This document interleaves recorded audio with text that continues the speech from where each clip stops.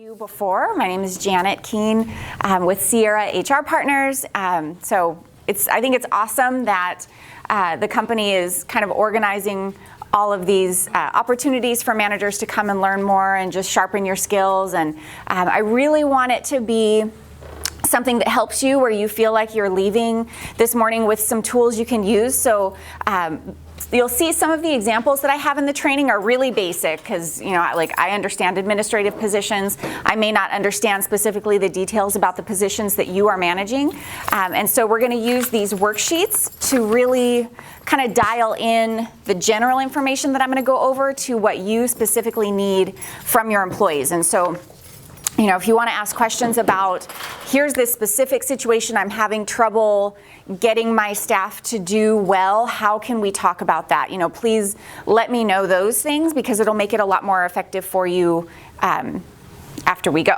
So that being said, we're going to talk about how to establish performance expectations with your employees, both when you have a new person coming on board, or maybe you have somebody who is transferring into a different position, or maybe you need to train them on a new project or something like that, right? There's all kinds of reasons that we need to set performance expectations with our team.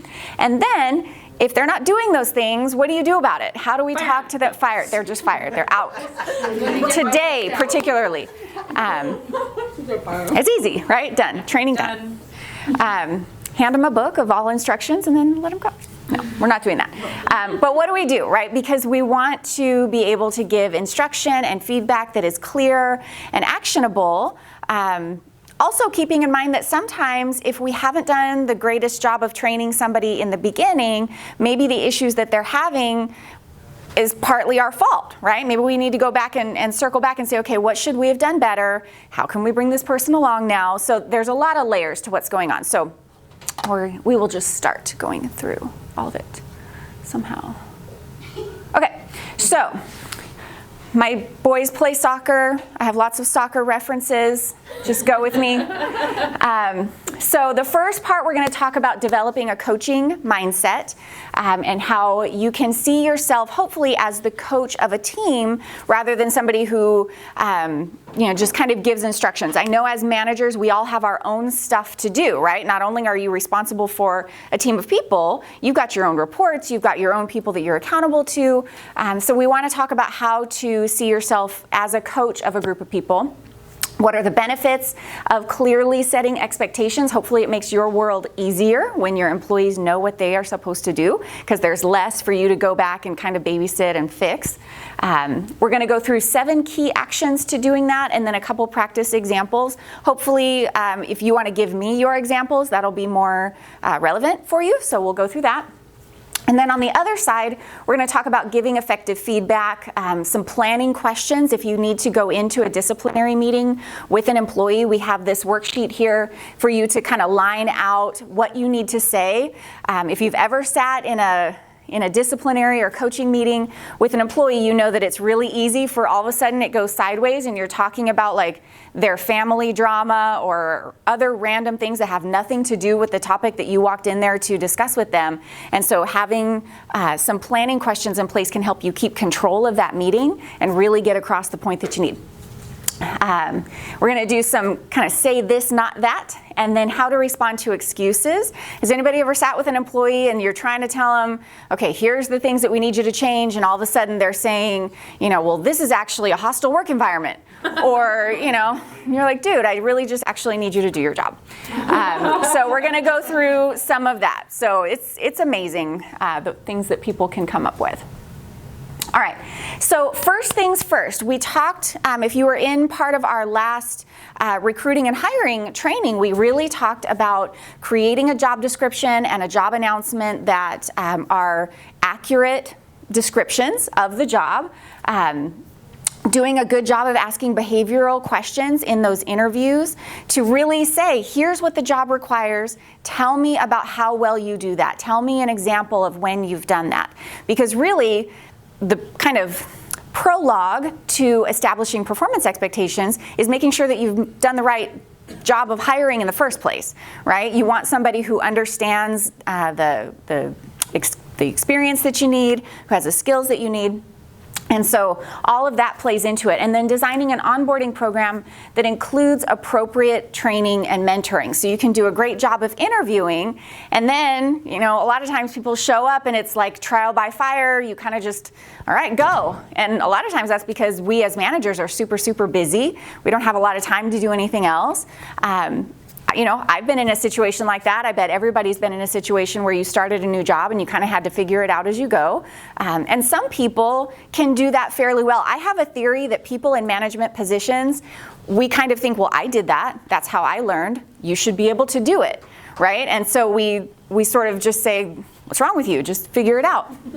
And not everybody can do that. Some people need more structure. Some people need more mentoring. And just because we were able to figure it out, and that's probably how you rose into a management position, is because you were pretty good at that. But that doesn't mean that that's what's going to work for everybody else. So we need to kind of adjust that mindset a little bit.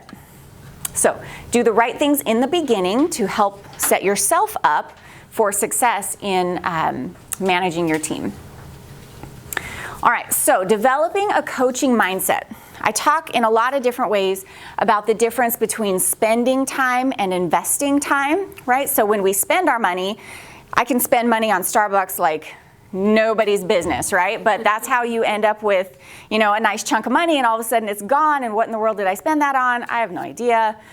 Versus making a good investment of your money where you get returns and it grows and you actually see a benefit, right? So there's lots of ways as managers and as just employees in general that we spend time doing things that don't bring us a whole lot of return, right? And a lot of that comes in fixing the minor mistakes that your employees make, doing it for them because I can just get this done faster myself. I don't deal with it, right? We spend a lot of time doing things that really don't benefit us in the long term. An investment of time is slowing that down and really having an effective onboarding process with a new employee, slowing down and helping somebody really understand what success looks like for that position, for that project, whatever it is. And it feels in our hearts like, do you know how many emails I have? I don't have time to do this, right? We're short-staffed. I have so much going on. I need this person to just figure it out with the basic bullet points that I'm going to put out there. But you're likely costing yourself more time on the back end because you're going to have to answer questions, you're going to have to correct things, you're going to have disciplinary meetings. So you're actually investing time when you slow that process down and give them the right information in the beginning. You know what success looks like for the most part, right? If I tell my 10-year-old son to go clean his room, I know what I want that to look like. He has a very different opinion of what that's going to be, right? That is shoving things under the bed, shoving things in the closet, right? So if I just say, go do this, or how about putting dishes away? Anybody, kids, right? Put the dishes away from the dishwasher, nothing. I'm on a scavenger hunt for the whole rest of the week trying to find wherever they put that, right? You know what you want that job to look like. You know what your deadlines are. You know what kind of voice you want to be answering a phone. You understand what success looks like. We shouldn't make employees guess at what that is, or we shouldn't really allow them to fill in that kind of void with their own interpretation, because who knows what that is? A lot of times if they've done a job at a different company, they're just going based on what that company did, or nobody ever told me that I shouldn't use those kinds of words, or whatever. Nobody ever told me I shouldn't do that, so it should be fine. We assume, what? What are you saying to people? Why am I being All right, fine. So a lot of times we assume, you've got 5 years of experience in this industry, you should totally know how to do that. But maybe they don't, or maybe they have thoughts and ways of doing things that are different than what you want. So if you have a picture in your mind of this is how I want this to be said, this is the deadline that I want this to be done, take that time and explain it really well. And then there's no confusion, right? We want to make sure that they have as clear a picture of what that success looks like as you do. And then back to my sporting reference.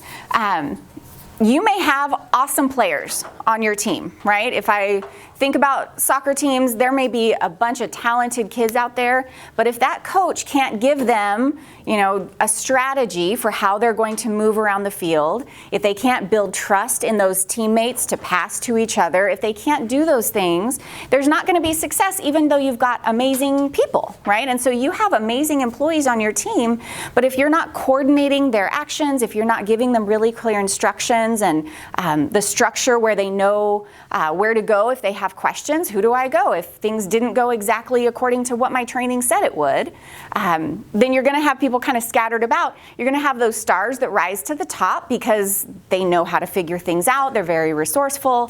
They'll be fine, but then you'll have a whole bunch of other people that really are just sort of operating independently and not coming together to really accomplish the goals of the department as you need.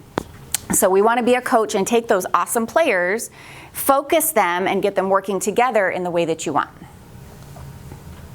Okay, so when you are setting expectations, it's a win-win situation, right? If you do a good job of hiring well, training well, setting everything out, nudging people back when they kind of drift off the path of what we want to see, then they perform better and you look amazing, right? If your department is profitable, if you're hitting goals, if you've got people who are there on time and everybody's working well together, there's not a lot of drama, you look awesome as a manager, right? So if you do your job well, employees do their job well, everything goes great. So I have this awesome clip of password game. So many things to break down in it, but we're going to watch this real quick. Meet Connect. Oh, it didn't work. No, I just did all the way to the right, where it says skip ad on the Here video. are my team members. Yeah, that's all right. All right, Gloria has won one game. We'll see what happens now as we meet two brand new password players. Gloria Stewart, meet your new partner from Buena Park, California, Linda Murrow. Watch how they introduce this lady. Jimmy Stewart, meet your new partner from Amarillo, Texas, Stanley Alpert. Let's see. Linda, what does your husband do for a living? He's a payroll supervisor. What does your husband do for a living? That's her introduction. Alfred, what do you do in the Air Force, sir? I'm a doctor. You're a doctor. He's a Been doctor. examining draftees this year. Oh, you have? You are aware of the rank of the gentleman sitting on your right. Yes, I am. You may call him sir. Sir. All right, Captain, we're going to kill him. You're a general now, aren't you, Jimmy? I never played password with any other general. You're the only general I ever played password with. Let's go, shall we? Gloria Stewart, Mrs. General, Mr. General. As they look at it, we'd like you to say. The password is chicken. I don't know why that's so funny. Why is that so funny? Hilarious. What do you bet? Well, we'll say. All right, General. What's your clue for that one? 10 points. It's a family show. You know that, Jimmy. Hard to contain yourself. Poultry. Chicken. Yes!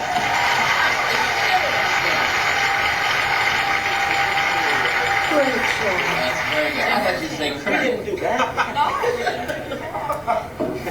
All right, 10 points for the men. All right, you're going to start, Linda. There you go, Captain, as they look at it. The password is patient. All right. Linda, 10 points. Ownership. Wait a minute. Let me just see the word. Let's see what you have. That's your clue. All right. Look at it again. Oh my God. All right. Well, you may give another clue because I think you misread it. I guess I did. Yes, you did. Doctors.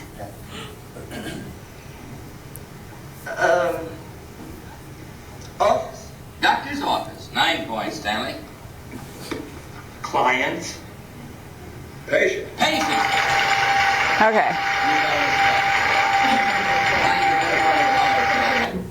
Okay. Can you escape out of there? Or let's see. How do we get out? Janet, can you hit it up in the top right corner? Just close the whole browser. Oh, there Gloria you go. has Just go won back one down to game. the We'll see what happens now as we meet two brand new password players. Gloria Stewart. Not the one Your that new partner. Wayne Park, California, Linda Murrow. Hold on, I got it. Okay, perfect. All right. Up there, you can't see it. Okay, so other than the only thing important about that lady is her husband's job. So I love this as an example of how the quality of the information that the one person gave determined how accurate the other person was able to guess the answer. And what I thought was interesting was the woman, she misread the clue at first, right? She was reading patent, and so she was giving incorrect information that got, basically she had to start over. And I think sometimes as supervisors, we may not be super clear on the job we're actually asking our employees to do. And that's just going to cause even more confusion down the road, right? But it shows you how your ability to give quality information, clear information, allows them to meet you where you need them to be. Also, it's just funny. I tried to find some more current examples of password, and they are not appropriate for your HR person to show you. Like the more, it's like Ellen and all these people, and it was funny, but I was like, I can't do that. So go look them up for yourself if you want to see. Okay, so as we said in the beginning, this coaching mindset is not just for bringing new employees on board, although that is really when you're kind of establishing a good foundation for them. But also if you're delegating an assignment, adding new responsibilities, giving somebody different priorities. A lot of times there will be changing priorities with the company. We have to shift over and focus on this aspect, or we've gotten a new product or a new system or a new vendor or something like that, and here's all this new information that now you need to know. We dealt with this a lot over COVID when people were starting to work from home, and all of a sudden work looks very, very different. So how do we establish what those expectations are when you're working remotely? You've got to have a different kind of self-motivation and accountability if you're not going to be here anymore. So it's something that continues throughout the whole employee life cycle. No? Okay. So we've talked a little bit about these things already. Setting clear expectations up front, it avoids conflict and confusion, lost time, lost credibility. If you have allowed somebody to actually start working, maybe they're talking with your customers, maybe they're out there at a customer's residence or something like that, and they're not doing things the way that you need them to do. Now it's not only a frustration for you, but it becomes a problem with customers as well. When you're describing performance areas, you want to include why it's important. As adults, we want to know, why am I doing things this way? So instead of just saying, here's this list, steps 1 through 10 of what I want you to do, you tell them, here's how this connects to the overall success of the position. Here's how this contributes to the goals of our department. The reason that I want you to do it this way is because it builds on another thing, and the next department down the life cycle of this project needs us to do it that way. It has to be done on Monday by 3 because the next department needs it on Tuesday at 8, right? So there's important reasons why we ask you to do things. And then don't rely strictly on your preferred communication method. Sometimes people need to have things shown to them a little bit differently. I don't know if I've shared this story with this group before, but I was previously an HR manager for a jewelry store, retail jewelry store, and I learned by reading and highlighting and taking notes, right? That's how I learn. And so I made this really thick binder of sales information, and it was all the gemstones and the gold and all the brand names, and there were pretty pictures and all that. It was seriously like this thick. And I was really proud of it, and I would give it to our salespeople and be like, here you go. Here is all the information that you ever needed to know, and now you're going to be successful. And they hated it. And I was so sad because I worked really hard on it and I thought it was great, right? And it took me a while to learn that a salesperson doesn't want to sit there and read a huge binder. They're not going to learn sales skills by reading about how to do it. They want to handle the merchandise. They want to talk to people and kind of explore those features and benefits of it. And so there may be a way that you learn best that in your mind, this is awesome. Why aren't they getting it? And you have to shift and think, okay, how is this other person going to learn better? How can I communicate this in a way that's going to be effective for them in order to help it click in their mind? So we have to shift a lot of times. This is just an example of some kind of adult learning theory, but adults need to know why they are learning something. It helps them to really absorb that there's a purpose for that and put it into practice. Most adults learn by doing. We talk to people about, are you a reader? Are you an audio listener? Everybody always says, I need to do it, right? Maybe give me some instructions first and then let me do it and figure it out. Even if they sometimes make mistakes, a lot of times we learn things best by, making a little bit of a mistake, and if you're right there to help them correct and nudge it back into place, that mistake won't be, catastrophic or anything like that, but they want to see how something works, and then it becomes more natural once you've been able to do it yourself. Adults want to be problem solvers and learn the best when the subject is of immediate use. And so, we want to be giving immediate instruction for here's what we expect you to do. Now maybe let's do some role play or something like that so that you can work it through and then go put that to work. And we'll talk about what questions you have afterward. But it's important to go through that process so that it can be absorbed well. Okay, so we kind of have this assumption. I know there's always employees that make this not so true, but really most people want to come to work, do a good job. They want to feel like they're contributing to the overall goals of the company and their department. And I think a lot of times we as supervisors make it difficult or maybe even demotivating when assigning work. So based on everything that we've kind of been talking about so far, what are your thoughts on how sometimes supervisors we get in employees' way of doing their best work? How do we mess that up for them sometimes? Micromanaging. Okay, in what way? In a way where we have confidence that they know how to do it, but we're still hovering over them constantly. In a different kind of training, we talk to people about, what types of managers they've liked the best over their careers and why. And one of the things that people invariably say is, I had a manager who gave us instruction and then let us do our thing, right? As managers, that feels scary to just let them do their thing, right? But if you go backwards and say, okay, we've hired well, we've done a good job of onboarding, we've set really clear expectations, you can have the trust to not micromanage and kind of let them make their own decisions and have autonomy in that way. And that's a lot of why it's an investment of time, right? Because then you have happier employees who feel like they trust me. They trust me to make decisions and change things up if needed. So that's great. Are there any other ways that you've seen supervisors kind of get in the way of employees doing their best work? Yes, Monique. Hello again. Yes. How about maybe we're going a little too fast with what they're telling them and not providing them the tools and resources to do it correctly? Yeah, or saying, here's Jill, she's been with the company for 10 years, you're just going to shadow her and you're going to pick it up. It's going to be great, right? And Jill's like, I don't want to do this. I have my own work to do, right? I don't want to be, having this person looking over my shoulder the whole time. I don't think that having people shadow other people is a very effective thing unless that senior employee has been trained really well in how to do that. A lot of times it just feels more like an imposition and it's not very effective. So yeah, speeding through things or just saying, here's this list and you'll figure it out as you go, because there's so many unknowns that they're going to come up with and they don't understand yet. I think a lot of times we assume that they understand, but not yet. I think the opposite of micromanaging can be a danger zone too. I've worked with, and I'm the type of person, show me, get out of my way, and I'll do a good job. I think if that's the only way you manage and you're never circling back to check on, promote or praise them when they're doing something successful, you can also demotivate. Okay, they don't check on me, they don't care, I don't know if I'm doing good or bad. Right. Nobody's yelling at me, so I guess must be okay. I'm okay.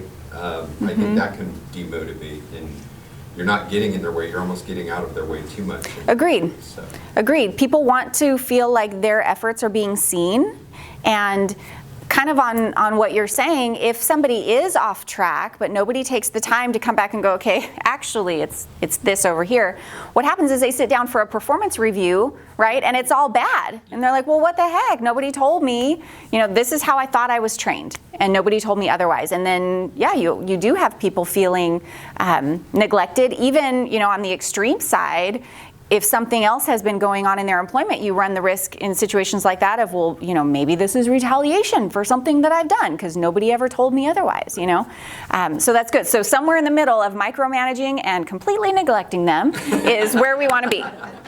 So, okay, so I want to go through 7 key actions of setting performance expectations.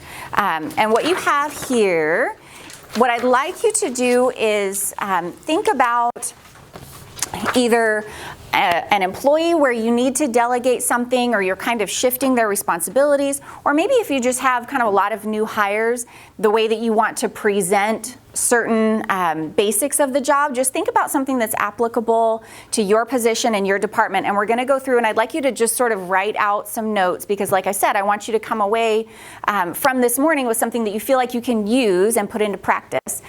This is also something, I don't mind sending this to you as like a Word document that you could use for future things as well. If you have maybe a new product come up or a new procedure come up and you want to go through this in the future, just to plan out what you're going to say, because I think whenever we plan and write down the key points of how we're going to communicate something, it goes a lot better. So first is describing the job or the task in terms of the major outcomes and how it fits into the company's larger picture. As many times as we can connect a task or a responsibility to the overall success of the company, the mission and vision and goals of the company or of the department, it really helps to solidify that in the employee's mind as, oh, this is something important. Like, our little example here, as our receptionist, you're the customer's first introduction to the company, whether in person or over the phone. We want every person to be treated in a friendly, courteous, and professional manner. So, like, I've worked at places where we were responsible to answer the phone within the first 3 rings, and there was a specific spiel that we were required to say, right? And that can feel kind of nitpicky if you're sort of told the phone gets answered on the first 3 rings and this is your script, done. Okay, well, why? I don't want to say that. I want to say other things, right? But if it gets communicated in such a way that we want to have consistency, we want to ensure that there's always a professional image being portrayed over the phone. We want, the 3-ring thing is because we want customers to feel like we're here to serve them. We're not, scattered all around. Like, there's reasons for those things, and it becomes much more effective for employees when you explain, here's the reason why. Here's how it ties into the overall picture that we're trying to put out there.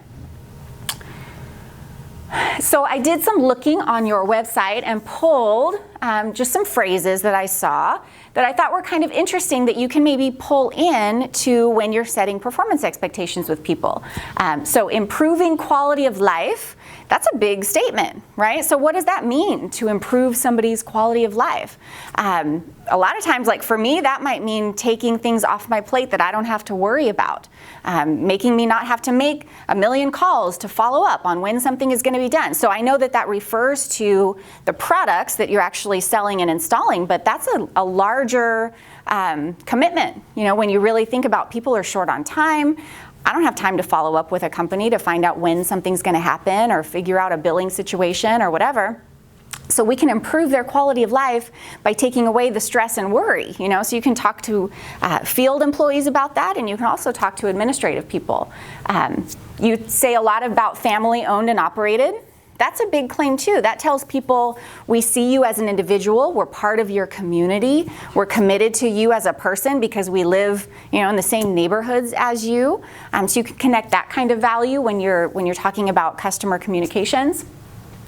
We provide quality products, quality service through quality people, offering a better quality of life. So there's a lot of quality being thrown around, right? It's in the name. So, that's our focus. And it's an interesting thing because a lot of times there's going to be conflicts that come up. What if an employee is being asked to choose between delivering something having to do with quality and something having to do with efficiency. Are we going to get something done fast, or are we going to get something done right? And when you are talking with employees, you can let them know, we say quality a million times on our website. This is what we tell people. And so we want to make sure that something is done correctly, even if maybe it takes a little bit longer because we had to fix a problem, we had to wait a little bit for the right thing to come in, whatever that is. And of course, we want to have good communication so that way we're keeping everybody updated on what's going on. But you can use the mission and the goals and the values of the company to establish decisions, right? That helps us to not have to micromanage them, because we've told them, if you come to a fork in the road and you're having to choose between safe work practices and, whatever, something else, we're always going to choose safety, because that keeps you on the job, that keeps things running effectively. If you have to choose between this and this, here's what it is. And helping them understand those priorities can really help minimize the questions that come your way so you can stay focused on your own stuff. And then I like this one, a seamless process from start to finish. That's big, right? And I know in today's world we've got delays and all kinds of different things that are outside of our control, but communication can go a long way in just helping people understand where they are in the process. And so sometimes certain types of positions, they don't think about updating, customers or something like that, but you can talk with them about how important it is to give this perception of a seamless process. So I think it's good to really look at what you've put out there to the public, to say, here's what we're going to do, and then we have to live up to that, and showing people how this task that I'm asking you to do helps us live up to the promises that we have made to our customers, the perception and the image that we have out there in the community. You answering the phone by the third ring helps us to show that we are family owned and operated, because we're here for you, we're present, we're responsive, all of those things. You can pull it all in, and it helps to make it a lot more effective and important for employees. Okay, so the third key action is to agree on measurable performance criteria. So the agree part, that's not so much to say, is it okay with you if we expect you to be on time every day? This isn't really up for debate. It's more checking for understanding, right? Here's what I expect of you. Is that something that you believe you can do? So we're not really giving a whole lot of room for negotiation, although sometimes maybe if you're giving a new assignment, if you're delegating something and you say, okay, I need this to be done by 3 o'clock, do you think you can do that? If the answer back is, well, could I have until 5? Maybe, right? We can have a little bit of that, and I think having that kind of discussion with someone, if there is room for adjustment, is a good thing. But for the most part, that agree is just getting them to say, yes, I can. And that measurable performance criteria, this is where we're talking about, what success looks like. If you just tell them, I need this to be done in a timely manner. Okay, that's different for me than it is for you. And so if you know what you want, if there's a deadline, if there's a certain level of accuracy, whatever it is, you want to be clear with them, here's what we need. That's how I'm going to measure your performance. And then identify necessary resources and guidelines. So nothing goes as planned, right? We can have this wonderful plan of attack, and then there's a million other things that happen. So if there's a deviation from what we expect, here's who you go to, here's what the industry policy is on that, whatever that is. Here's where you can go if you need to ask more questions. So my just kind of administrative example here is the phone should be answered within 3 rings, and all filing is to be completed by the end of the work day, rather than and then you do your filing, right? So it's just out there for anybody to interpret, and those are the kinds of situations where it sows these seeds of the manager feeling frustrated. Why aren't they doing it? Why aren't they just doing what they're supposed to do? Maybe they don't know. Maybe they don't know exactly what you want them to do because we didn't actually say it. And being that clear and that specific in the beginning, it almost feels like I shouldn't have to tell you to do this, but maybe you do. And then everybody's okay, right? Moving forward because they have clear expectations. Well, I want to interject something too. I mean, we do a lot of KRAs and job descriptions, and just giving it to a brand new person who's brand new to the job, they're not going to absorb everything you tell them to do in that first onboarding experience. So circling back and reviewing those things with them is really important because they'll have forgotten what they were supposed to do. Right. They might have remembered 3 out of the 5 things or 2 out of the 10 things. Right. So kind of just circling back to get that agreement again. Yeah, it's, if you go over a job description, they're going to nod their heads, right, and say, yes, makes sense. And then they're going to actually start doing it. They're going to see the real day-to-day things that happen, and circling back and saying, okay, let's review this again. I think one of my steps coming up is to do periodic reviews, especially with new people, to go back and say, okay, what has gone well? What do you understand? What's going differently than you expected it to? And again, another investment of time, putting that on your Outlook calendar to do a 30, 60, or 90-day check-in with that new person kind of feels like, oh, I got to do that. But how great to answer their questions before they go a year without having that answered, or if it's not going well, you kind of just nudge it back into place and say, no, that's not what we want you to say. We actually want you to say this, and correct those things. It's so much better, just thinking about maybe people talking on the phone. If you're noticing words or tone of voice or something like that aren't exactly right, and you can say, okay, you've been here for a couple weeks, you're doing numbers 1 through 5 really, really well, but let me tell you something that I'm hearing that I'd like you to just, pay attention to and correct that a little bit. It goes a lot better if that person has been doing that for 6 months or a year, and now it feels like discipline, right? And if we can avoid that kind of feeling and help people to see, no, I'm just coaching you, you're new here, let me just do a little bit of course correction, and then you can go on in a better way. So that's no, you're good. So that measurable performance criteria is important. I think we'll come back to that in a little bit for some examples. Determine priorities. So we talked a little bit about that, right? And you base that on the goals of the department or the company. The mission, values of the company are really, really important. So the example that I have here, the customer standing in front of you is always top priority. Don't make someone wait to be greeted while you finish your paperwork. I hate this very much, right? I walk into a retail place and somebody's working on something and they don't even look up to greet me, right? They're just working on their thing. And maybe they've been told finishing up that stack of paperwork is super, super important. You have to get that done by the end of the day.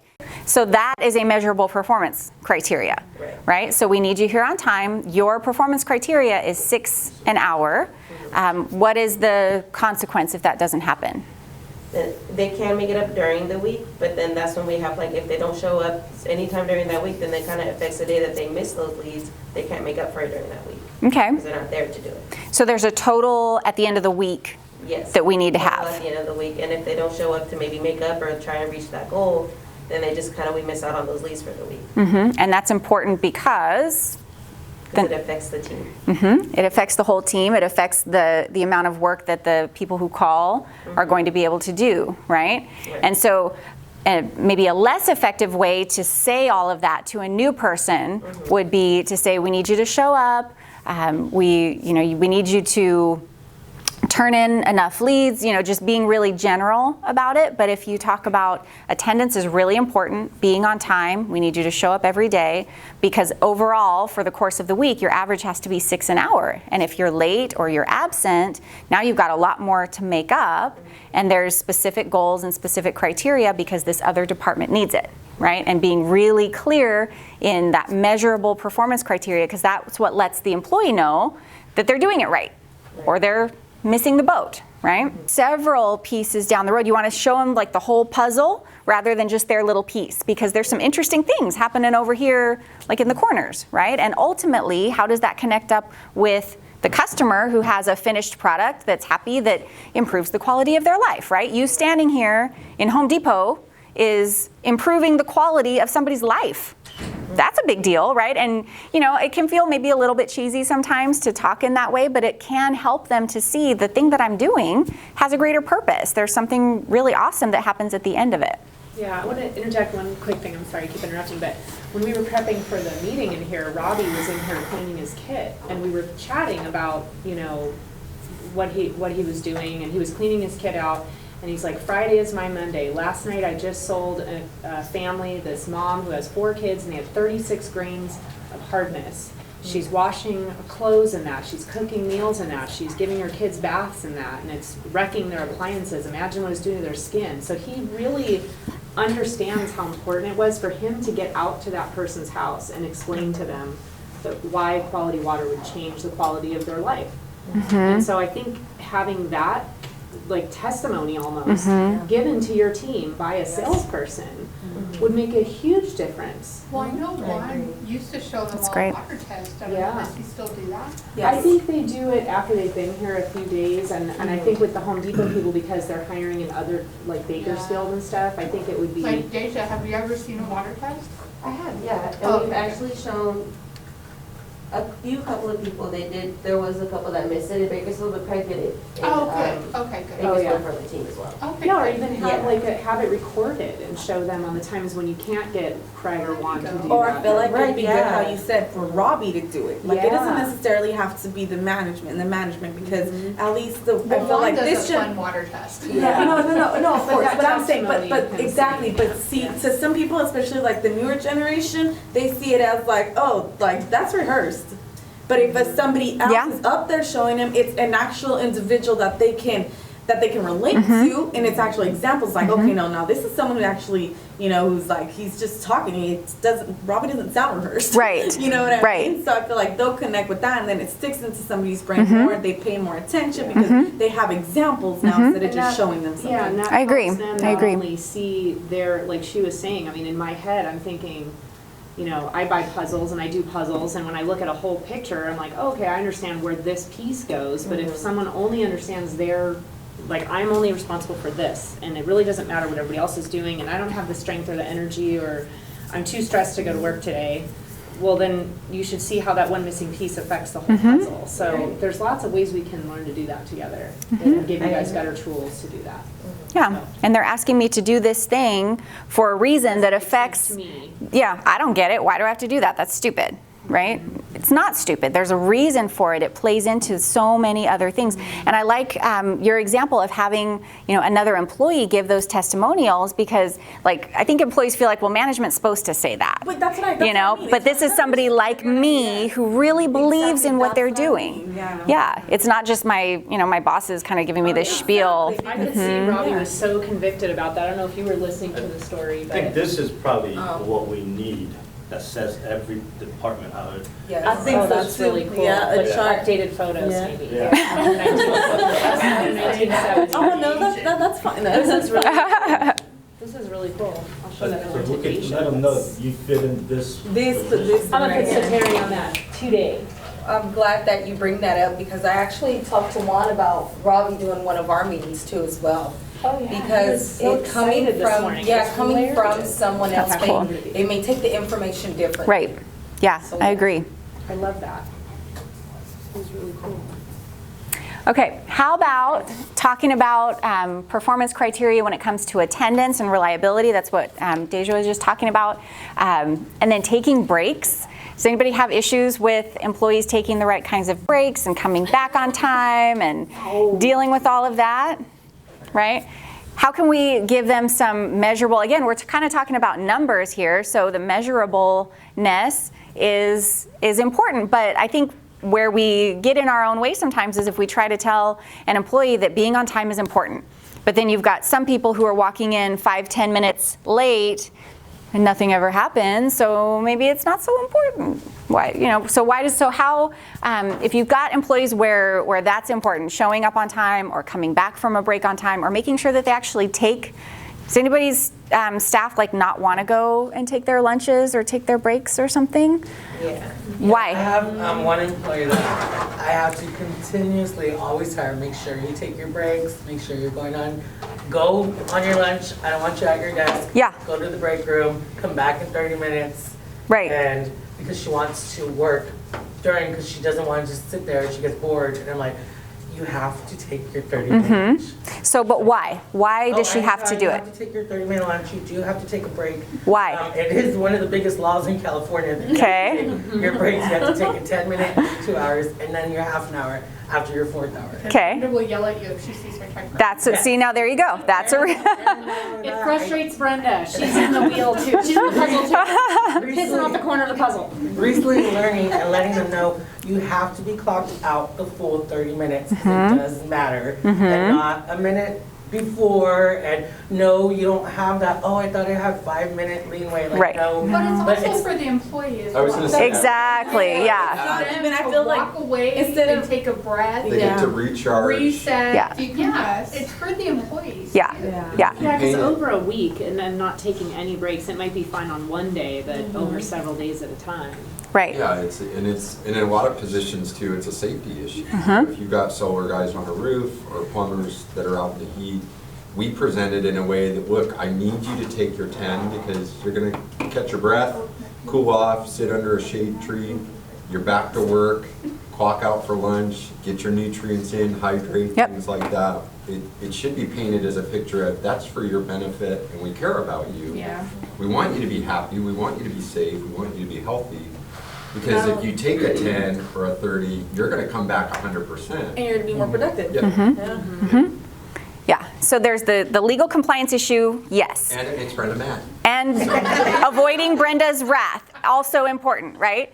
But, you know, as an employee, I don't know how much they care about California law. You know, California law says you have to do it. I also like. I care. I don't know how much they care. Yeah. I'm tired too, like, there's never too much work that you have to work your lunch. Correct. We're all here together to help you out. Yep. So if you feel like you have too much work and you have to work your lunch, that's a problem. You should never feel that way. Right, yeah, maybe that's a different So, you know, discussion we like need to that- have about yeah, priorities and efficiency and all of that.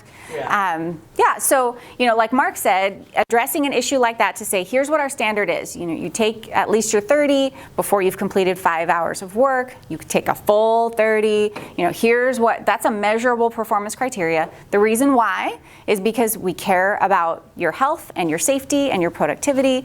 We care about legal compliance. You know, list all those things out. It's a pretty simple thing for an employee to do if they are paying attention, right? And so then if you find that that's not happening, then we circle around to performance management. You know, okay, I've told you all this stuff. Here's the reason why it's important, blah, blah, blah, blah, blah. It's still an issue. We need to have a different kind of discussion. But he keeps yelling at me. Yeah, I don't want to see Brenda anymore, so you got to figure it out, right? So, but we'll get to the performance management part of that, because ultimately, you know, I've seen 1 million employees just, you know, walk themselves out of a job because they would not comply with something that was so simple. And ultimately, yes, it seems simple, but it's taking Brenda's time, it's taking your time, it's taking somebody else's time. You've got like 3 or 4 people wasting time because you can't get up and go to lunch. Like, we don't have time for all that, you know? And so ultimately it does become an issue where somebody can be let go for not following company policy and not following instruction.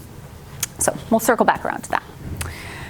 So how would you give measurable performance criteria to the idea of providing internal customer service? And this is something that I think is so important because we focus a lot on external customer service, how we're talking to the community out there. But even more important, because I think it's the root of successful external customer service, is the way that internal departments are relating to each other. Are you giving the next department the information that it needs? So if you've got a team of people who their work is important for the next department to do their work well, how can you discuss that in a way that gives them a measurable performance criteria? Does that make sense? How do you talk to them about that? I'm looking at Steve because I feel like there's some answers in there. Well, yeah, so from the sales side of things, if I consistently turn in projects or operations that are a problem and it creates more work for them and they have to consistently track everything down and throw things back over the fence back to me, it's overall just a huge frustration. And ultimately, they're going to see a job that I turn in and they're going to they're gonna hate the project before they even review it. But That's a good point, if yeah. I consistently turn in projects with all my documents that need to be uploaded, the utility bills, the designs, the layouts, notes, with communications from the homeowner, they're gonna see a project that I turn in and they're gonna enjoy working on it because they know it's gonna go smooth. Right. So if I That's do such a have- great way to phrase that. Well, it's true, you know? And on the operations side, it makes that communication, if I do have a one-off project, or if I do have a project that's gonna be a little weird, they're going to be a lot more receptive to that conversation instead of, oh, Steve's got another project that we're gonna Yep. hit. It's more of a, hey, you know, Steve's got a challenge, let's help him out. Right, right. That's so, have we talked about the idea with this group of emotional bank accounts? Have we talked about emotional bank accounts? Okay, it's a little, Overdrawn for a bit. we can fix that. It's fixable. So I think it really plays into what you're saying because we talk about this in our harassment training a lot. So we've got these emotional bank accounts. It works in a professional setting as well as in our personal setting. But the idea is, just like our checking accounts at the bank, right? You make a bunch of deposits in and you build up a nice healthy balance. So that way, if you want to spend money on something and maybe it's kind of frivolous, maybe it's a new pair of shoes or a concert ticket or something, maybe not the most responsible, but you've done the work, right? You have deposits in there so you can handle with the withdrawal. In our working relationships and in our internal customer service situations, you make deposits into that emotional, we can call it something else, maybe not emotional bank account, but you turn in projects where all the paperwork is complete, everything is on time, it's this good, complete package. You're building up a really good bank account balance with those other departments, so that way when there's an issue, because it's gonna happen, nothing's perfect, right? There'll be random things that happen. It's okay. Like you have that trusting, positive, good relationship for them to say, all right, this is a one-off, let me go back and follow up, no big deal, we'll help him fix it. Rather than if you have lots of withdrawals, everything is messed up, paperwork is missing, it'd be like, it's just another example of how they don't do it right, and I don't want to deal with that. I have too many other things to do, right? You can see how a situation is interpreted differently based on where you are in your emotional bank account with that individual or with that department. So a great way to talk about internal customer service, and you can come up with something other than emotional bank account if that feels weird, seems weird. But talk about, we want to build, this track record of trust and accuracy, completeness and all of that, so that way they want to help us out when there's an issue. They trust what we're saying, and it just works so much better. So that can be a great way to talk about that. But I think it's awesome. In my jewelry store days, we always had to deal with salespeople who would overpromise. Like we did a lot of repairs, we did a lot of custom work, and the salesperson, in trying to make a sale, would be like, oh yeah, they can get that done in 3 days, and it's gonna be great, right? And then the jeweler would get that and be like, you gotta be kidding me. There's no way that's going to happen. So now you have an upset jeweler because he's being pressed to do work that's not realistic. You have an upset customer because they were promised something that's not going to happen. And then sometimes you have an upset salesperson because the whole thing falls apart and they have to refund the deal, right? And so it all goes bad. And so you have to have that kind of partnership between the two departments, but understanding how what you do impacts the next step down the road, and your ability to do it well helps them to do their job well, and then it's part of the cycle, right? But understanding the big puzzle and where those pieces fit together, I think, is a really important part of communicating that. How do you suggest we can communicate that? Well, give me an example. What is something? Let's just say how you said, how deals can go bad. Salespeople overpromise. Now installers are like, I can't do this. Why would you say that? There's no way to do that. Yeah. So how do you think we can effectively communicate that to the salesperson and also help out the installer? And like how can we communicate all this what you just said? Yeah. How do you actually do those things you just said? Yeah. Can you go ahead and do it? Yeah. So I think it comes down to the training of whatever your internal team is that you own as a manager, right? If I don't work with my sales guys on what we need as criteria for a good project for operations, then I need them to understand where either I fell short or the project fell short, and it's causing them to dedicate time to fix a project they already sold instead of going on and selling another project. That directly affects their income. So you know, I don't want sales guys constantly chasing their tail on a month-old project. I want them out selling more jobs. So if they have a lot of projects that are coming back from operations, it's a combination of communication with us in operations, but also myself as a leader in educating the sales team on what we need to effectively process contracts so they can be more effective at their job and ultimately have more profitable jobs or a more profitable career or easier days on the job, right? So you just have to create that tangible aspect of it so they understand why it's important. Right. I think having a realistic picture of that process is really important. So, you know, as I just refer back to my own experience. If that salesperson talking to the customer has no idea that the repair they're being asked to do is going to take 5 days, just it's gonna take 5 days. They don't know that because they don't know the technical aspects of what goes into it. They don't know that maybe we've got somebody out on vacation, so there's not as many people to do it. And so they just say 3 days, right? Because they think they're doing the right thing. So education and communication are so important to update that department on here's what it actually takes, here's the paperwork that we need, here's the timeline that we're working with. And then communication of, okay, we didn't, you know, there's supply chain, whatever, so it's taking longer now. We've got 2 people, we've got half our department out with COVID, so it's taking longer now. And so that way they can adjust their expectations and communicate in a better way. All right, and my next question, do you think it'd be, like moving forward, right? Do you feel like it'd be better to handle it on a one-on-one as it happens? Or have a whole meeting like a month or every 2 weeks to update them? Like, how do you think it would help better? So on That's a a good one-on-one question for Juan. or bring in everybody? Do you see what I mean? That communication with the sales team is done constantly.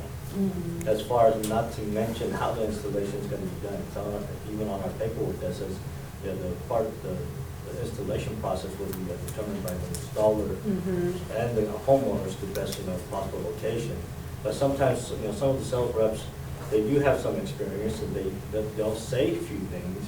And if that's not consistent with the installers, and I think part of it also is, you know, what do we say as part of the installation? You know, the sales rep should have said that versus, you know what, let me call the sales manager, find out why the sales rep said that. Makes all of us look better than pointing fingers at. Yeah, I think it would help a couple of That's what I mean, things. like- I think it would help to have good communication between the sales manager, the installation manager, and you. You're processing the contracts. And you also need to seek to understand what they're coming up against in the home. The great thing is Tim used to be a salesperson, so he knows exactly what it's like to be out in the home and hear when a customer is asking them questions and they want to sound knowledgeable to the customer to say, yeah, that's no problem, and we're preaching quality, and it's a seamless process, and you'll have no problems, Miss Garcia. It's no problem at all. They're going to do all that. So Tim knows what they get hit with in the field. And if we understand what they're hitting, then we can, the 3 of you can work as a team to try to help them to overcome those challenges that when they're in the home. And to Juan's point, some of your salespeople are going to be, they've been here a long time. They know how they think they know how the installation process works. And having somebody come in and explain it to a group, whether that's monthly or quarterly, and just have an ongoing open communication between sales, and the installation team. You know, and repair that relationship between the install team and the salespeople. That's good. That's where Because, like Juan said, there's always this constant it is back and and forth. it's But always and I if feel they like seek to understand first, this is if you had an installer and a salespeople swap jobs for a week, suddenly the understanding comes, right? But I think you can do that in communicating as well. You know, or maybe we do have some ride-along, some job shadowing, just to see this is what it looks like when you're in the home, and when a customer asks a salesperson, well, what about this and what about that? And they want to sound knowledgeable, right? They want to sound like, I know my company, I know my team, because I'm the face in front of that customer. And then the install team shows up and to Juan's point, Yeah. well, I don't know why they told you that. Because now the That installer should be a feels- re-education of their Yes. communication to the customer. Yes. So I think we can facilitate more meetings, Yeah. learn how to communicate better with each other, with the customer, to everyone be in convenience. Our whole process is, communicating the right information from the initial contact in the Home Depot, getting the right name, right phone number. Yes. To data entering that information, that's gonna go to dispatch, that's gonna be handed out to the sales rep with the right information, so we can get to those places on time and address the people right way. And then once we get there, then we gotta get all the paperwork done the correct way, and the I's are dotted, T's are correct, so that way when you get the paperwork, you can process that in a timely manner. And if we're missing information, then we gotta get that communicated to us so that we can coach them again, going through the, It's because our constant, system's yeah. changing No, it is. constantly. Yeah, no, it is. And- 100%. and Yeah. When we used to do it, hard copies to now it's all, on the iPads, and some of those guys are not. They go quickly, Yeah. And then from there, you gotta get the right information to the installation department so they can set it up. with On a the timely right manner. part, Right, on a timely manner, so they can get to those jobs on time. And then once they get there, they gotta communicate that with the customers of how they're gonna do the job. And sometimes that's not consistent What with they what understood. Right. Exactly. the sales rep said. And that prolongs that from a day to two, sometimes 2 days. And then how she was talking about the emotional bank account, then that's where it all loses. Yeah. Everybody's just upset. Now I just feel let down and angry, Yeah, or and the I have more work to do. installer- I Everybody think just- sometimes, when those things happen, if it's not communicated right away, and then you keep taking it, that's where that emotional, I think, negative bank account grows. Yeah. To where you blow up. When we address it immediately, so that way we can communicate that with the person that is. And there's, I have one guy that does it over and over. Yeah. And I have to address that over and over. And sometimes that's top salesperson, I have to constantly coach him, and sometimes I gotta kick him in the ass, and sometimes I gotta say, come on. Yeah.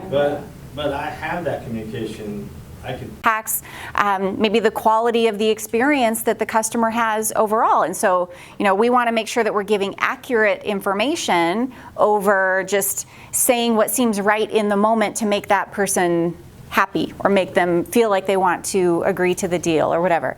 And so setting priorities, helping them understand if you have to, don't guess, right? Make a phone call, figure out what the timeline is on that. Make sure that you're giving correct information. And I think I love the idea of the way that, Juan, you broke down, we need this to do this right, to do this right, to do this right. Helping people understand that whole cycle, it gives a lot more meaning to what they're being asked to do. Success, Yeah. I mean, I think this all starts with us first. I mean, when we talk about attendance and reliability, as leaders, when we have a meeting, we don't start meetings on time. That says to the group of people that are coming in, says it's okay to be late. Yeah. Because I'm not starting my meetings on time, and I'm not prepared to do the things on a timely basis. And if my attendance is bad, well, I guess that's not that bad. you know? Yeah, we have to lead by example in a lot of different ways. Yep. So that was good. Safety protocols, I think that's sort of self-explanatory, understanding or training people in the right PPE to wear. Like you talked about recovery periods, taking the right kinds of breaks, especially as it gets warm outside. So giving really specific safety protocols, I think that's an easy one. Where's my mouse? There we go. Okay. Right? Okay, yeah, so we're here. We're here.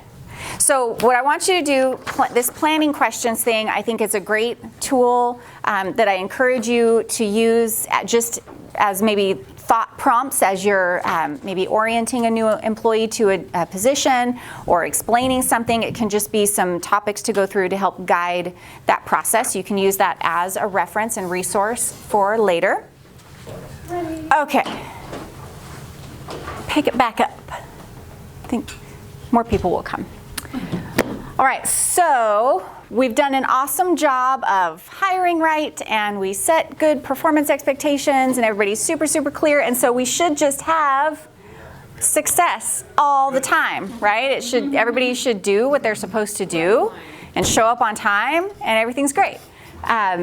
That is not what happens. So we need to figure out ways to have effective conversations with employees to help them get back on track, or sometimes ultimately that is moving them on out of the company. If it truly is not a good fit, if we know that we've done a good job of giving an accurate picture of the job, we've trained correctly, we've shown them where they need to improve, we've given all the tools and resources and encouragement for them to improve, and it's not happening, then they're not the right person to work here. And that's okay, right? So the goal is always to help people figure out how to be successful in their jobs and move forward in a positive way, but sometimes that's just not possible. So we're going to talk about all of that stuff. Okay, so So that looks like my week this week. Yeah. I think that's my day, every day. Yeah, every day. I think I know what I'm going to do that day.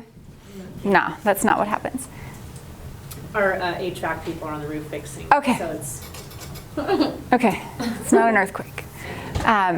Okay, so we've got this performance management continuum. So when things are going well, we're coaching for optimal performance. And that's kind of where Mark said, doing those check-ins and saying, hey, the way that you did that was really good. I overheard that conversation with that customer. That's exactly what we want to hear.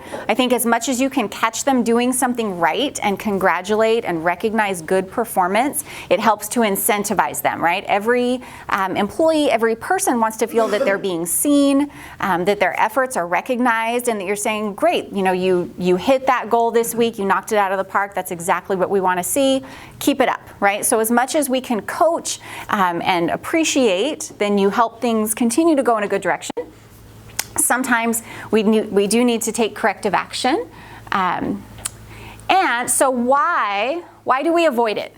If you are somebody that says, I don't want to do that, I don't want to talk to that person, why do you think people in management avoid having disciplinary meetings or going down that road? Because then we have to deal with their emotions. Yes? Yeah, it could be anything from time, I don't have time to meet with that person, or maybe it's not that. Reaction. Yeah, you're worried about the reaction you're gonna get, or is it that bad? Do I really need to? Right. Until finally. Doesn't seem like that big a deal. Then the consequence is now they've done it 10 times and you're ready to kill them. Yeah. And they're like, well, you never told me. You never told me I couldn't do that. I've been walking in 10 minutes late for a year. Why is it a big deal now? All of a sudden. Yeah. Sometimes it's out of desperation, when you don't have enough manpower, and then when you're disciplining, and then sometimes you have that fear of losing them. Correct. That happens too.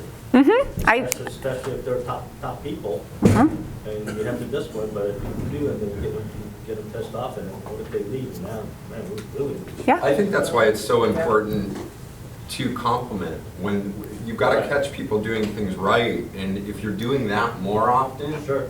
when you have to take corrective action, it's not as stressful for me, because I've told Janet how great she was 10 times this week, but this one thing I've got to meet with her on, and she's more receptive because, okay, that's legitimate, and he's Right. You're not just What's the hammering me rest on everything. The only time I see you is when, you have to tell me I've done something wrong, right? And people will tune out. And it's another example of the emotional bank account thing, right? If you build up a relationship of trust with those employees, then they know that, okay, when you have something to say to me, it's for a reason. And you're here to actually hammer me down. You're here to help me correct something so that I can be more successful and more effective. I talk with managers all the time that don't want to go into meetings where they have to give some sort of correction or disciplinary whatever.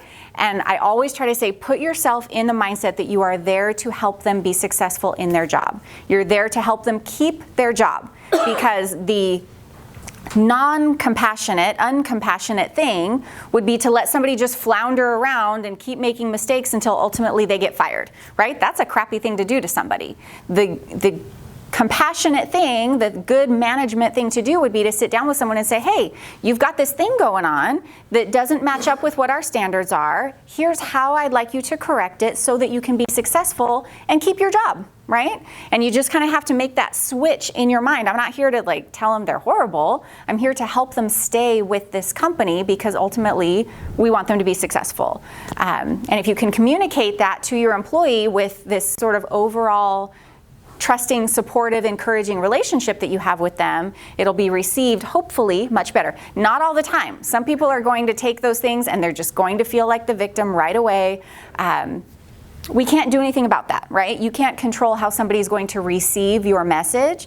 And if there's somebody who's just resistant to it and nothing is ever their fault, okay, we're going to walk that person down that road to ultimately probably being let go. And that's okay, you know, but the person who wants to do a good job and wants to work well, they will take that and try to work with it. Consequences, you know, we've already discussed all of that. The problem just continues.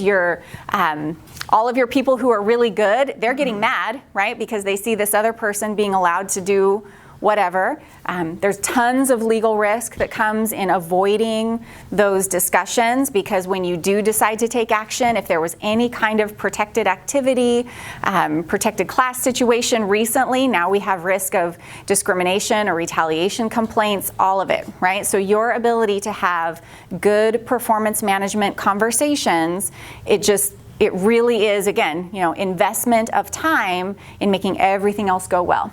I'm going to interject just one little thing. A lot of times I'll have managers come in and say, I'm so frustrated with this person, I'm going to fire them. And I'm always going to ask you guys, what meetings have you had with them? What have you documented? And a lot of times we have verbal corrective actions with employees and we forget to document those. And I want to open it up to let you guys know, you can always just email me or personnel. I had a discussion with so-and-so today. This is what we talked about. It doesn't have to be a signed piece of paper. It can just be a document. Even Janet has said, like, if I have a concern about an employee, even just emailing her to say, I'm concerned about this employee, and I have it documented, dated, it's in email, and we save those things in their file. And that way, whenever you come to me and say, I'm so frustrated when I fire this person, I'm going to look back at those emails, see, yep, I can see you met with them here, I can pull an attendance record, and yep, here's all the times.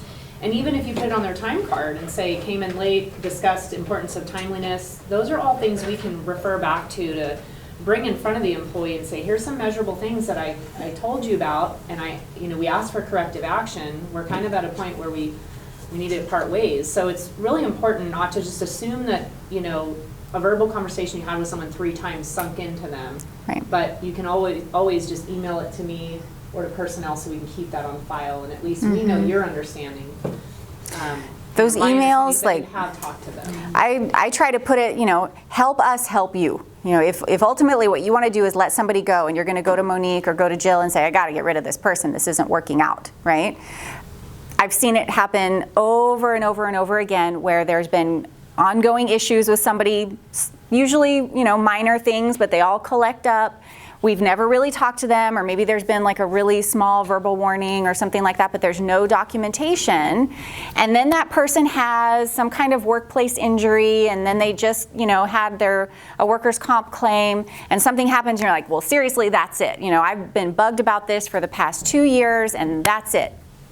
It's so easy for that employee to say that it was retaliation if they've not been talked about or talked to about something in their minds. That hasn't been a problem before, and now all of a sudden I come back from my workers' comp leave and you're hammering me about my attendance? Like, what's up with that, right? Huge issue. And what I would tell if I got a phone call about, we want to let this person go, but here's the situation, I would say that is a bad idea. You can have a verbal warning, you can have a written warning, but you're going to have a lot more patience in allowing this process to move forward. So if you know that you're having issues with someone, have those verbal warnings with them, and then shoot an email over there. Talk to Janet about her attendance. She's been late 3 times this week. She said she would fix it. Right? Don't even worry about the words you use. I don't care. I don't care if you have good grammar and punctuation in those emails at all. What I care about is being able to show that there was an issue prior to whatever this protected activity was, and you addressed it with them, and now it's continuing, right? So don't worry about having it be all formal or whatever it is. Just talk with them about it, talk with the employees so they're aware, and then have some kind of documentation. If you write in pencil scratch on a Post-it note and you stick it on the inside of their file, fine with me, right? We have something to show what that is. Incredibly important. Okay. So there will be things where once is too much, right? It's my favorite picture in the whole world. It took a minute. I was like, is she pouring water? Oh, No, no, A bottle of vodka. no. I love it. I was like, what are they doing? So there will be things where, if it's a harassment situation, a safety issue, a theft issue, intoxication on the job, there will be things where it's like, okay, we're not doing performance management here. That thing that, you have to go, right? And then there will be protocols for that too. But this isn't to say that we have to give a million chances on everything. And then there's going to be other things where it just keeps getting worse. It's drops in the bucket, 5 minutes of absence, this kind of inappropriate thing that I heard that person say, I don't have time to deal with it. But over time, it adds up to a real problem, and those are the ones that I think get us into more trouble because we don't have documentation about it. We've just sort of looked the other way and grumbled about it, and you go into Jill's office and you complain, but nothing ever actually happens to help them fix it. And so we want to get better and more consistent about addressing those things. So as a company, this is just an example of things that would be a once is too much situation. You may have things in your department or things as a company overall that would be a trigger for that. And so I recommend that as a management team, you get together and think about what are our deal breakers. If somebody does these things, that's going to be cause for immediate termination. And how do we handle that? Because we can't just look at an employee and go, you're fired, get out of here. There's HR procedures that need to happen, and so there's going to be protocols for it, but what are the instances that would be a once is too much situation? And then, we all know the things that are a just keeps getting worse thing. We've talked about that, attendance issues, deadlines. Sometimes it's just a mismatch with company culture. This person isn't getting along well with anybody, or they're questioning every single instruction they're getting. They don't seem to be gelling well, and that's okay too. We can talk with people about that. If that ever comes up, we can help give you some bullet point words to have those kinds of conversations, but you don't have to allow that to continue because really nobody's happy, right? That employee probably isn't very happy in what they're doing if they're not getting along well with everybody else. Okay, so begin early with coaching and constructive feedback. This is part of our establishing expectations ideas, that we're going to have regular check-ins with either that new employee or if they've been given a new assignment or something like that. I think checking in with them at 30 days, at 60 days, whatever it is, to say, how's it going? Let's talk about the measurable performance criteria that we set up. What questions do you have now that you've experienced it for a few weeks? What isn't matching up with how you thought it would? All of those kinds of things will help you to nudge it back into place rather than having to do a big disciplinary meeting. Please, please document. Like we were just talking about, your documentation is what will save your bacon if it gets to a legal complaint.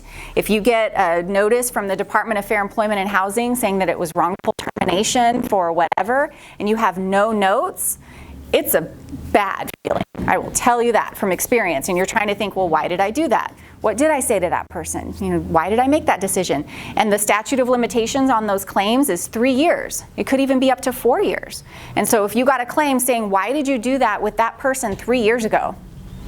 I don't know. I have no idea what happened there, right? Or you think you're going to remember. So your ability to take notes, whether it's an email, whether it's just scratching it out on a notepad and putting it in a file that you have in your desk drawer, whatever that is, to substantiate how you made those decisions, I'm telling you, you'll be glad you did.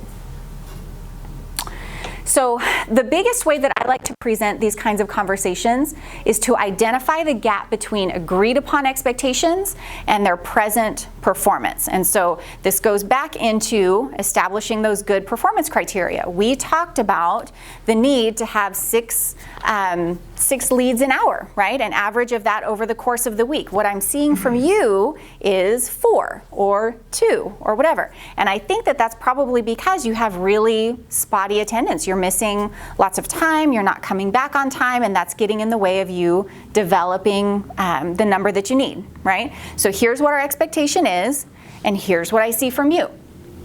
Phrasing it that way takes a lot of the personal attack feeling out of it, right? I'm not saying that you're a bad person. I'm not saying that you're a bad employee. What I'm saying is we have some performance standards that we talked about and we agreed on, and what I'm observing in you is this, right? And we've got to figure out how to bridge that gap. So it's a way to start that conversation. So we want to be sure that you do your homework and get all the facts. If you're getting kind of gossipy information from somebody and then you decide, I'm going to go have that meeting because that lady told me to have the meeting, right? There may be a lot that you don't know about the situation. I've had this happen to myself before. I had somebody tell me, this guy, he's been late 3 times this week. And I was like, oh man, that's unacceptable. I'm going to go talk to him about that. And so I walk in and say, you've been late 3 times this week. And his response was, yeah, 2 of those I got permission from my actual supervisor. And this one, I was delivering a project to a customer out of town. So I wasn't actually even late. I just came in from, doing that errand. And I looked like stupid, right? And so you always want to be sure that you have the backup information. Check the time records. Check the paperwork to see, if you're being told by somebody they're always getting, their reports late or they're not turning in the right paperwork, and then you storm in and say, you're not getting in the right paperwork. Well, which paperwork didn't I turn in? Well, I don't know, but I was told that you weren't doing it right? So, you want to be able to have an effective, confident conversation. I was assisting another company with performance reviews, and I actually sat in with a manager who was saying, you need to improve the accuracy of your reports. And the employee said, well, what hasn't been accurate? And she did not know because she was completely relying on the word of another employee who was saying, her stuff isn't accurate. She didn't do the homework. And it fizzled out. It was a really uncomfortable conversation. So be sure that you have done the research, you have actual observable things that you can share with that employee in order to demonstrate what it is that you're saying. Set the proper time and place for privacy and confidentiality. Nobody wants to be called out in front of other people, right? We hear lots of complaints. This is where kind of those seeds of hostile work environment come in a lot of times, when somebody feels like they're being called out in front of others. So you want to be able to, set that person, set a time where maybe you're not frustrated. Sometimes those meetings come from a place where you're feeling really angry because you've been put on the spot for something or something just blew up. And you don't want to be emotional and angry with that employee because you want to be sure to communicate in an effective way. So you want to have calm emotions, have it thought out using your handy worksheet that we're going to go over, and have some privacy, right? Even if you don't have an actual office you can take them to, wherever it is you can go to where that employee feels like, okay, we're having this conversation, I'm not being put on the spot in front of my coworkers. And again, please document. A written record of that meeting and a space for the employee's signature, a space to write down what their comments are. I get lots of requests for write-up forms, and do you have an actual form that you use? But that's not even necessary. And a lot of times what I like to do is not even go into it with a formal document prepared. You want to go into it with bullet points of what you want to say, but I like to have the conversation and kind of make some notes and then hear what the employee says back, make notes about that, and then tell them, okay, I'm going to send you an email that summarizes our conversation and what your response was, and I just need you to reply back and confirm that you got that. And then that email is actually your documentation, and it includes the entire conversation that you had.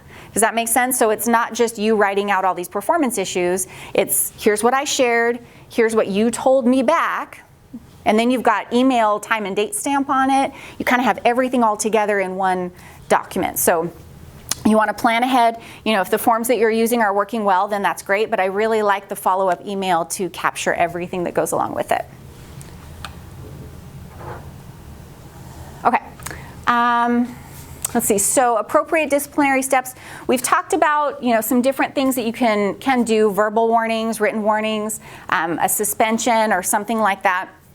We do not really advocate for formal progressive discipline policies because it lets employees know you can get right up to this line before anything happens to you. It also, from a legal standpoint, it creates this expectation that diminishes your ability to terminate at will, because it's kind of telling people you're not going to get fired unless you've had a verbal and 2 writtens and a suspension. And there's times where we want to be a little more flexible than that. So as a management team, what I encourage you to do is have this general approach in mind. This is generally where we want to go, a verbal warning, then it advances to written. If we need to take other steps, we can, but that's not something that we're going to put out in a formal way to our staff. Okay, so I really like this quote from Stephen Covey, and he says, maturity is the balance between courage and consideration. And when it comes to performance management, the courage part is having the meeting, right? Having the conversation, because it doesn't feel good, especially if we're concerned about the emotional reaction of the person. We don't really want to deal with anger. We sure don't want to deal with somebody crying, all of those things, right? And it's draining sometimes. It's emotionally difficult to go into those things. So you do have to have courage to be confident, to know your stuff, to walk in and deal with whatever emotional fallout you're going to get. But then we also need to have consideration. We can't just be like, a wrecking ball telling this person everything you're doing is horrible. If you do it again, you're fired. I don't care what's going on in your personal life. Shape up right now. Right? That's not the right approach either. So we have to have some amount of consideration for, have you been trained properly? Do you understand what the expectations are? Are you going through a horrible divorce and you're emotionally fragile, and so this just isn't going well? Do we need to have a different kind of conversation about, a leave of absence or something like that? So we have to have this balance of courage. We uphold our company standards, we're consistent, we know what our policies are. And consideration. Consideration also applies to the other members of your department. We're not doing them any favors if we're not willing to talk to somebody about their performance issues. So you also have to have the consideration for other people who are trying their best to get their work done, but they've got a coworker who's dragging everything down. So, there's a lot of things that come into play with that. All right, I'm not going to go through these planning questions in a whole lot of detail because we're a little bit low on time, but you do have this worksheet that I really encourage you to use. So in order to prepare, a lot of times this is preparing for a written warning kind of disciplinary meeting. You've already done maybe 1 or 2 verbal warnings. It's not getting better. So we need to really sit down and have an actual conversation with this person. And in order to keep things on track and keep control of the meeting, like I said in the beginning, and not deviate off into whatever excuses and blame shifting and my aunt's husband's cousin is dying and that's why I couldn't be at work today, right? We don't want to go down all of those crazy roads. So you need to be able to keep control of the meeting and actually deliver the message that you intended to. So this helps you to do that. So you want to write a description of the behavior, right? Here's what I'm seeing versus our performance standards. Our standard is this. What I'm observing in you is this other thing, and that's not okay. And then explore some of the causes of the problem. Have they been trained well? If you've got somebody and they're sort of off course, maybe take a look at what their onboarding looked like. Did we just plop them next to a senior person and tell them to shadow, and maybe they didn't get the right information? Or maybe, was it great? I know I trained you myself on A to Z, and you know this. You told me you knew it, right? I've got your signature on 15 different pieces of paper saying that you knew what this was. So what's the problem, right? So maybe they do. What is the person likely to say is the root cause of the problem? I think trying to put yourself in their shoes, like, are they going to say that they weren't trained well? Are they going to say that's not in their job description? Like, these people, right? What do you think might be their response? And it can help you think through your response a little bit more as well. And then, does the employee have control over the problem? Are we actually talking to them about something that 2 departments ahead of them didn't do it right, and so they're late or they aren't able to do something well because they didn't get the right information in the first place? Just thinking through all of those things will help you have a more effective conversation and be able to anticipate what they say a little bit more. So you can fill that in there. Consider how they're likely to respond based on what you know of them. and then get yourself ready, right? Fix your mind for it. There's times where sometimes we feel like it may be volatile, right? We have to be prepared for something to perhaps be hostile or aggressive in certain cases. And so you want to plan for that as well. If you need to have a witness there, if you need to tell somebody, hey, I'm going to go into this meeting and I need you to be prepared in case you start to hear yelling or something like that, to step in. Think about that and be ready, because we still need to have courage to have the right kind of meeting. But if you need to set things up for your own safety or for whatever that is, then it happens. Yeah, are they? That's the drunk lady. She's yeah. She had too much. We're just gonna drive you on home. That's what's going to happen. Yeah. What do you think is harder, if somebody gets angry or if they start crying? Which? Angry? Crying. Oh, I think crying is harder. Yeah. I love angry. That's easier for you. Yeah. The crying one is hard, especially if it's a man. I've sat and done those, and it's the guy with the tear, and I'm just like, oh my gosh, this is horrible. But again, you just have to put yourself in that mind frame of, I'm here to help you improve, right? And we wouldn't be sitting here if you did your job better, right? So really, we're having this meeting because hopefully they've already had maybe a couple of verbal warnings or something like that. And if we know that we've trained them well, we wouldn't be here today if you were doing it right. So really, that's on you. This is all your fault, so fix it. I think sometimes we do that just to have a document, but we really don't care. But we sit down and then we just kind of let it go so they fail again. So you're just doing it to, check your boxes off the list? Sometimes. Sometimes that's true. Yeah. And if that's the case, I would look at what got us to this situation. Why are we in a point where we don't care anymore and we're just kind of wanting to check the boxes?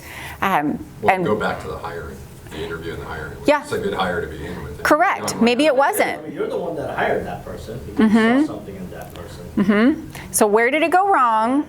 Why are we in this place where we feel sort of entrenched and really we just want to get them out of here?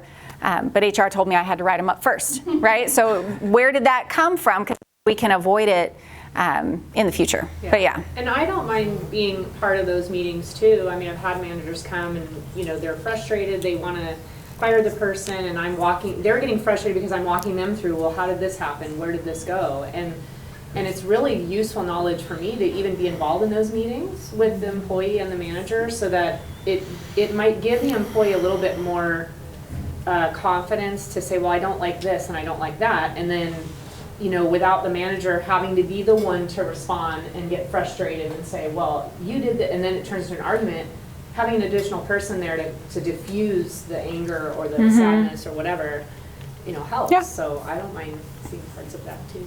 Yep. So determine company policies that you need to refer to. If you can copy and paste snippets from your handbook or from something else into that write-up document, so that way you're saying, here's what our policy is.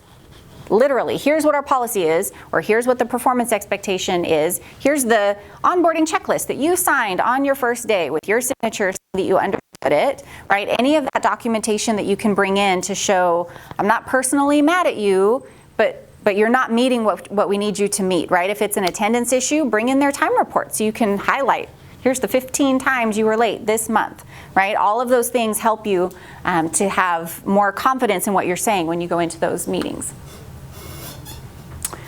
Okay, so these key actions we've already talked about a little bit, but I do like this worksheet as a planner so you can feel more confident. I want to skip ahead to talking about some of the say this, not that, because I think we'll make better use of our time to write performance reviews, so I'll just criticize you in public from time to time, right? Totally effective, so it's just a good one. Okay, so we want to be able to refer to our specific performance criteria. We want to be able to identify what they're doing instead, what's our policy, all of those things, right? Instead, a lot of times we rely on just sort of vague, non-effective words. So I want to talk through how we can do this. So instead of saying, you know what, you're just not a team player, What are some ways that you could make that more constructive and actionable for an employee if you were trying to say that? Observable behaviors is what we're going for. I see that you're struggling. I see that you are not a team player. I see that you're struggling. I think sometimes you could say, Jill, you're so independent. Good start. And that says, man, you're a very independent person. I can see that. And you do your job really, really well.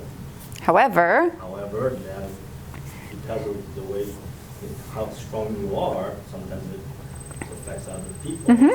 Yeah. That's a really good. I know, that's really good. Everybody write that down. Say it again. Write it down. That's called a compliment sandwich. Right? Yeah. Example, Jill. For example. Yeah. So, if you've heard an employee say things, a lot of times we can say the way that your tone of voice comes across, it sounds very, it sounds aggressive, or, I observed your facial expression when you were talking to that person and it did not convey that you really wanted to be working with them.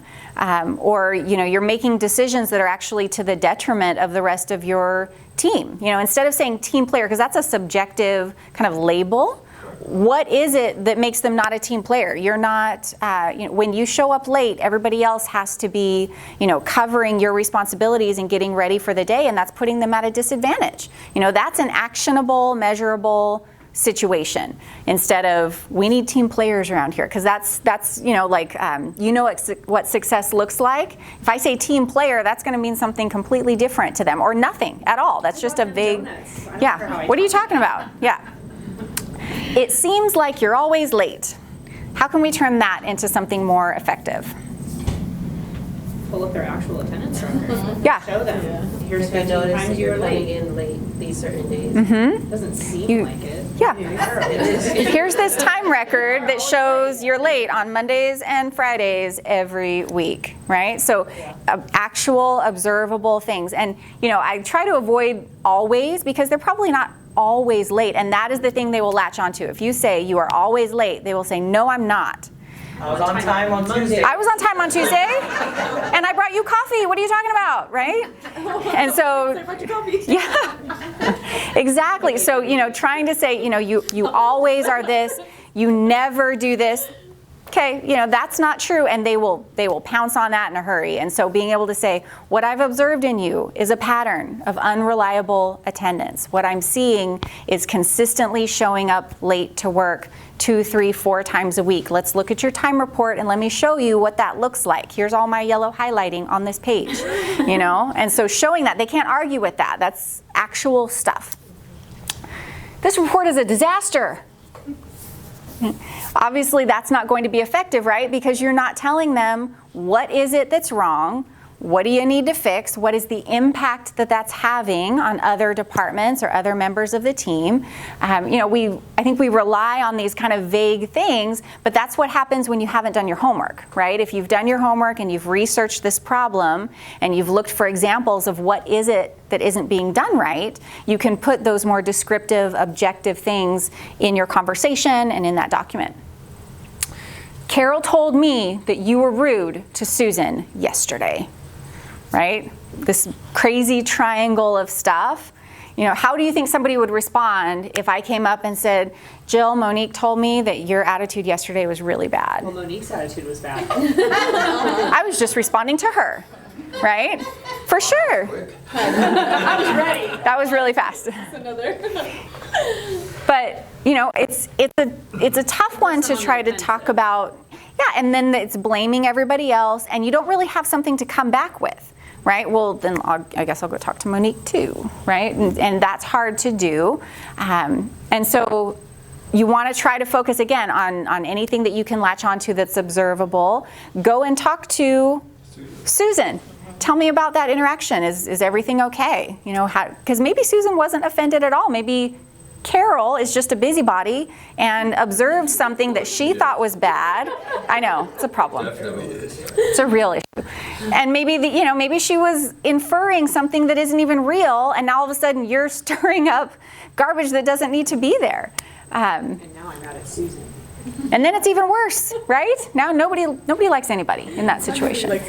So again, doing your homework, finding what's real, and then bringing that to the person. We need people who, communicate in a positive manner, that bring suggestions for improvement instead of just complaining all the time. And what I am hearing, what's being reported to me, is that you seem to have a negative comment about everything that comes up. Let's have a conversation about that. Whatever it is. And, you can have specific instances, and I'm happy to help talk through those things as they come up. But you get the idea of putting measurable, actionable things around those words that you're saying.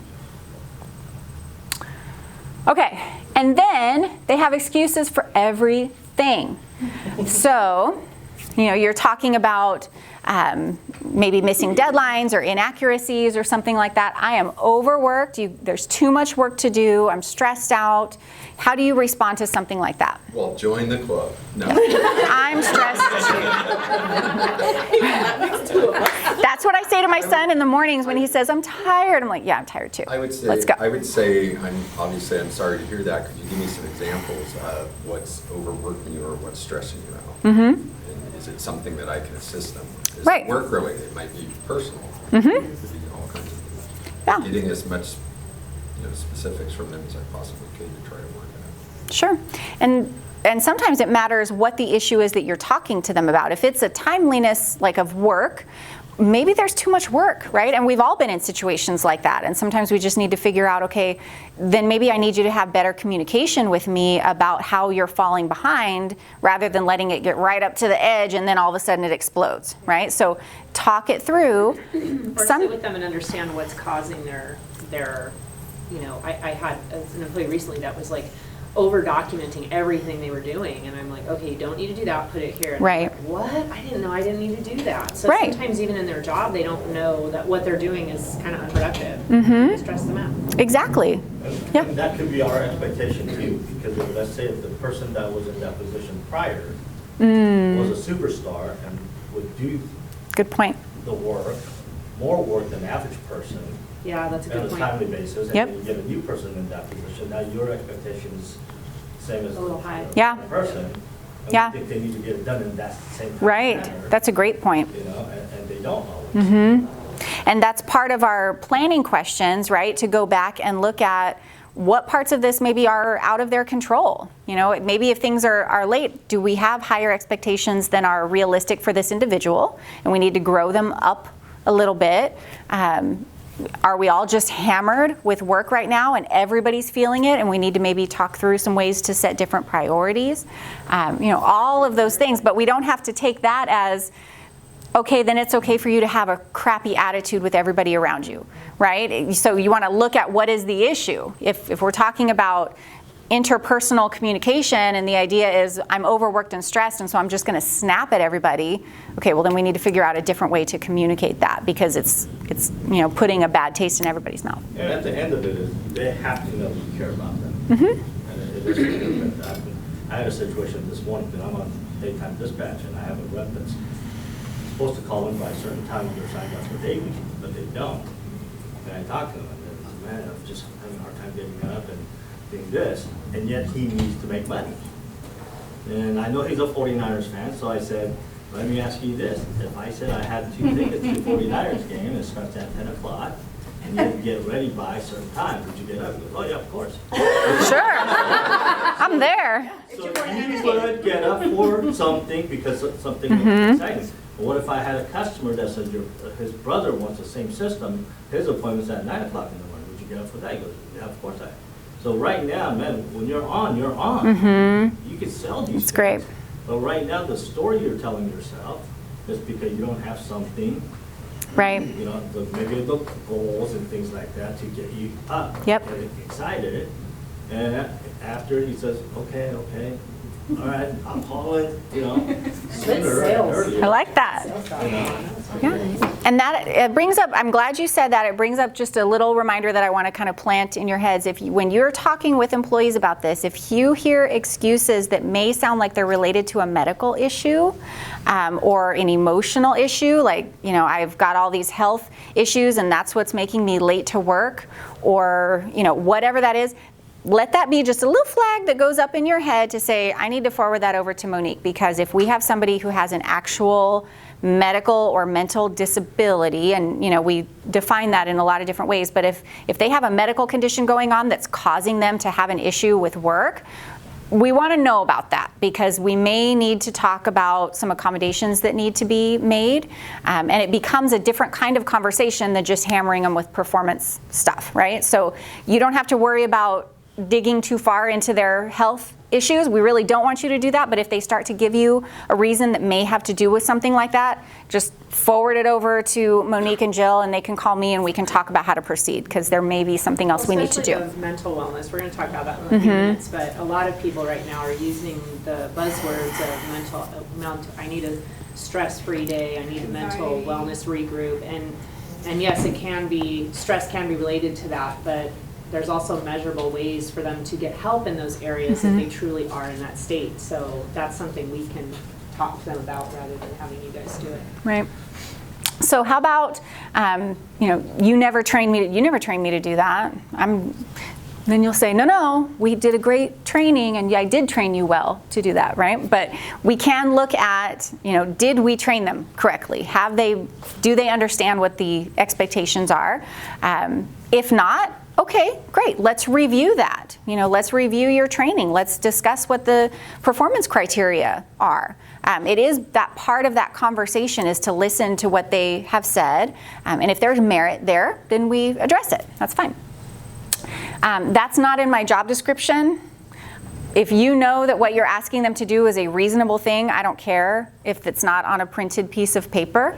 What we want are people who are willing to pitch in and do whatever is being asked of them, right? And that's different than like asking me to go install solar, right? That's super not in my job description, but we're not going to do that, right? You're not going to put super unreasonable requests on somebody. So if what you're asking is to help in another department, or, hey, pick up this slack for this other person who, has a specific need or something like that, I wouldn't buy not in my job description as an excuse. Not to mention, every single job description has other duties. Yeah. As Yes, it is. See that bullet point? On that line, this is considered. That's what it is right there. Get up and install. It's fine. You can do it. I'll Google it. Yeah. I'll YouTube it. I'll figure it out. It's all on YouTube, right? It's going to be fine. It's going to be fine. We're going to make it work. How about if they try to minimize it? I just don't think that it's that big a deal. I don't know why you're asking me to be on time every day. It's fine. Have you had people try to tell you that what you're asking them to do really isn't that important? So how do you respond to that? I try to take the specific task and explain to them why it's important. Like to your point earlier about being late, well, you're putting a burden on other employees. They have to pick up the slack. The phones are ringing. You're not here. Everyone has their level of work they need to do. And at the end of the day, you as a company get to decide what's important, right? I mean, we don't want to be nitpicky. That's why I say, take a look at your rules. Are they important? Are we just being kind of random and arbitrary? And if that's the case, then let's fix it. Yeah, some departments like Chapoya, you start your meeting on time every day. And if they come in late, they're being disruptive. And we, speak to that. Yeah.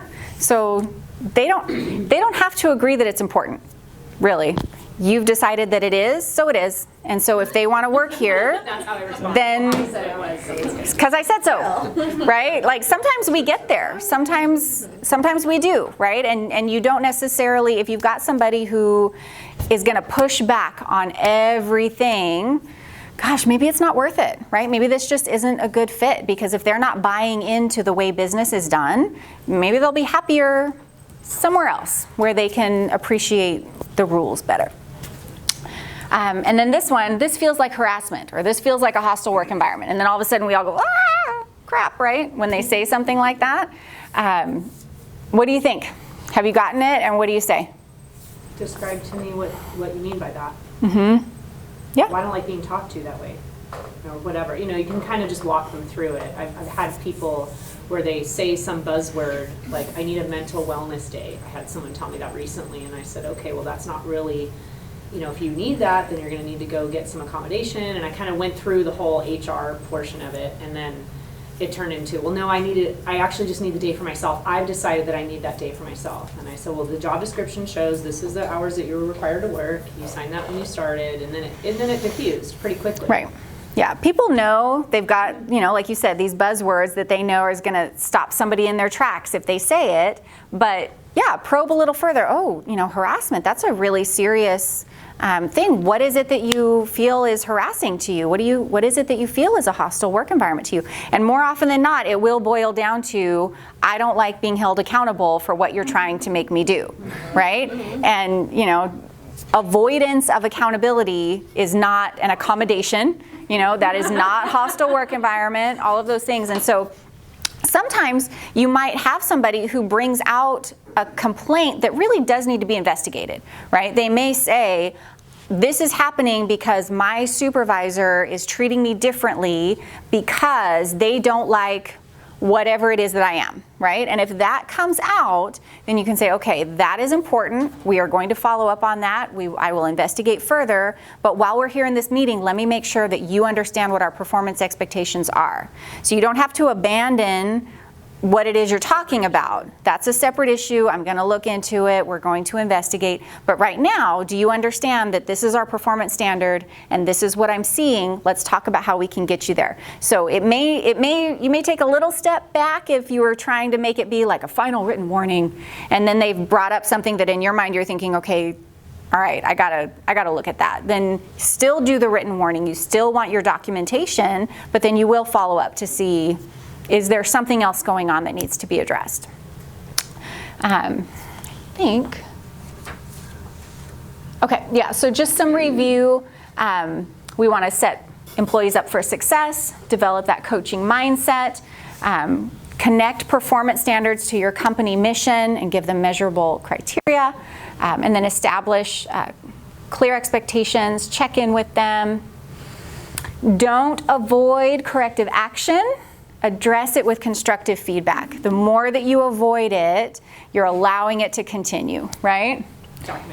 Please document your stuff, make your notes. And that's a frustrating word for a lot of people because we all have a full plate. We don't want to write it down, but a quick email. It does not have to be long or formal or well worded. None of that. Like, just shake all of that off. Any kind of notes that you have, my HR brain goes to protecting the company in the event of some sort of claim. I can't tell you how many times we've got people who, are out on medical leaves, or they ask for some sort of, accommodation or a day off for a religious observance. There's a million different things that come into play. And if you haven't done a good job of talking with them about where they're not measuring up, and then that thing happens, and then you say, yeah, now I'm really going to get you. Like, it's just so bad. It's so bad. And you won't be able to take the action that you want to take. So keeping your notes is incredibly important. Using clear, objective facts. Be ready for excuses. Use appropriate caution when considering termination and ensuring that all of our company policies are followed. Like I said, we're never going to do an immediate termination. If there's something that happens, like it's volatile, the two employees get in a fight, somebody says something super egregious to a customer, whatever that is, always just put them on a suspension. Go home, you're on a suspension, we're going to investigate, we're going to figure out what to do, we will contact you. Don't fire somebody immediately. Because there's stuff that we need to do, right, from an HR perspective, just to make sure that it's done in a clean manner. Something else that I'll just say, like the quote that floats around our office a lot of times from the president of the company is, problem employees never get better.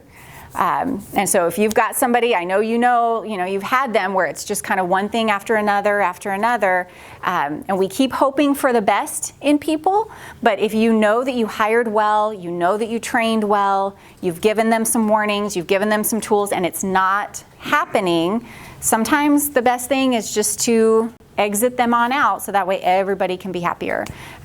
If you find that you care more about it than they do, it's probably not working well. So sometimes we need to take that action.